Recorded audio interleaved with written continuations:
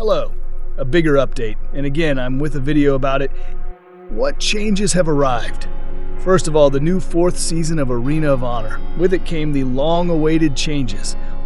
Additionally, the next War of the Kingdoms will meet with slight changes in Rulor's bonuses. Changes have also arrived for All Out War. These are less mechanical changes and more classification related, but more on that in a moment. The rest of the changes concern Day of Trade, which many people will be happy about, daily challenges, and slight changes in other events. Do you want to know more? Stay with me. First, let's look at the arena.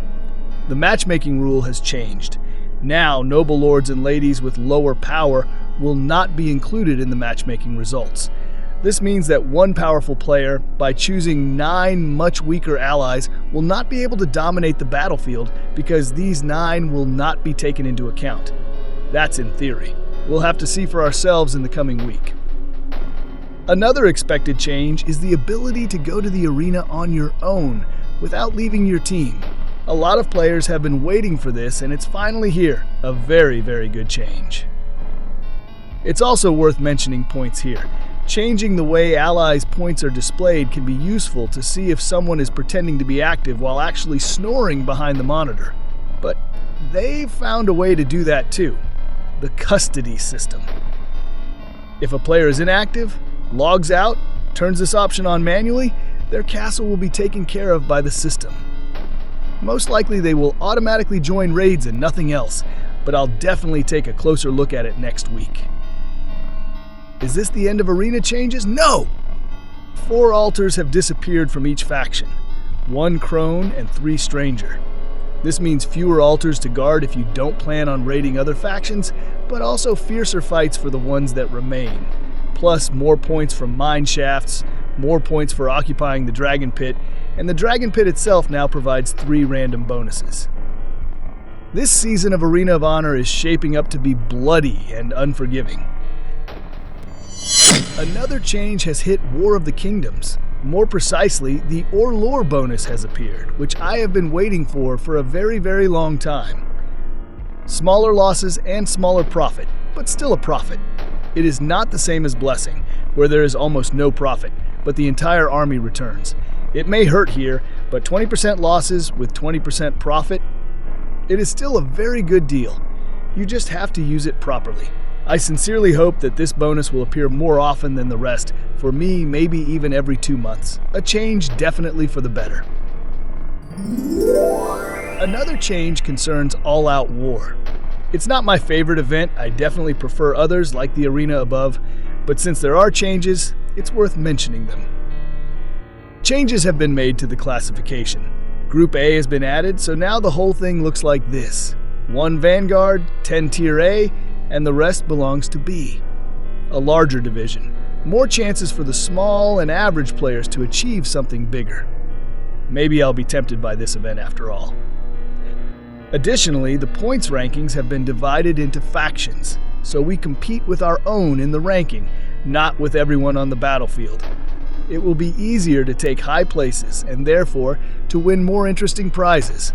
Also a positive change.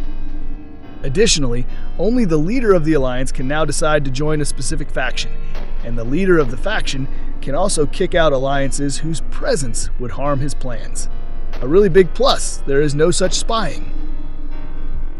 I'll give this event another chance, not the minimum, and that's it. And what do you think? You know that feeling of uncertainty when you come across a supreme caravan with 2 or even 3 choice crates in it? Which one to choose and protect? Which one to risk? This problem has also been solved. Supreme Gold can be protected up to 3 times, so 3 valuable items are preserved even despite their theoretical loss. Great change, but the cost of protecting the next ones will probably be higher. The remaining carts can be protected up to 2 times, but let's be honest, only desperate people attack them. Everyone focuses on the most valuable crates. Oh, I feel that my progress with legendary commanders will speed up. The change that we have all already tested is the merging of daily and normal challenges. The entire daily challenge is divided into individual stages in which we also have separate rewards. The most valuable thing is unlocking the main reward of the day, which is Tyrion Lannister's choice chest, 3 medals, or 1 fragment of his exclusive weapon. A positive change? And after the first few days, we can safely say that the daily profit of Tyrion's medals has skyrocketed. Where is the like button hiding? The most interesting thing is that this is not the end of the changes. Most of the smaller changes concern Lucky Streak, where the chances of increasing or decreasing the level will now be displayed, as well as cosmetic improvements in this event. A pity counter has also been added, the description of which will also be found in the event hint. Changes have also been met with bounty, but these are changes that increase the fluidity of this activity. Not that I have seen any problems with it before, but it may depend on the stability of the internet connection. I don't know. Changes, changes, changes. We already have the second half of 2025, and you know what I'm telling you? If these changes continue to happen so quickly, we may slowly stop recognizing the original game by the end of the year. Is that a good thing? Absolutely. Those who stand still eventually end up behind. This applies to everything. Progress is required in every detail of life. And with these words, I say goodbye to you. That's all for today. See you soon.